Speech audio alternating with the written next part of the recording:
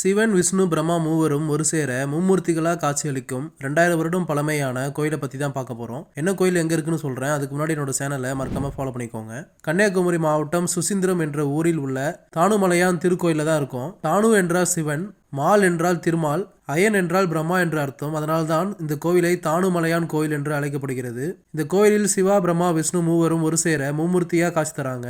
இந்திரன் தன் சாபம் நீங்க இங்க உள்ள மும்மூர்த்தியை வழிபட்டுள்ளார். அம்மனின் பெயர் அறம் வளர்த்த நாயகி அம்மன். மற்றும் இந்த கோயிலில் ஏகப்பட்ட தனித்துவம் வாய்ந்த சன்னதிகளை பார்க்க முடியுது. குறிப்பாக ஒரே கல்லினால் செய்யப்பட்ட 22 அடி உயர ஆஞ்சநேயர் சிலை, பஞ்சபாண்டவ சன்னதி, பெண் வடிவில் இருக்கும் விநாயகர் சன்னதி, மன்னருக்கு தலைவலியை போக்கிய 3 தலை 3 கால் 4 கைகள் கொண்ட ஜுரதேவமூர்த்தி சன்னதின்னு பல கோயில்களில் காண முடியாத சன்னதிகளை இந்த கோயில்ல பார்க்க முடியுது. மற்றும் இங்கு 36 இசை எழுப்பும் தூண்கள் உள்ளது.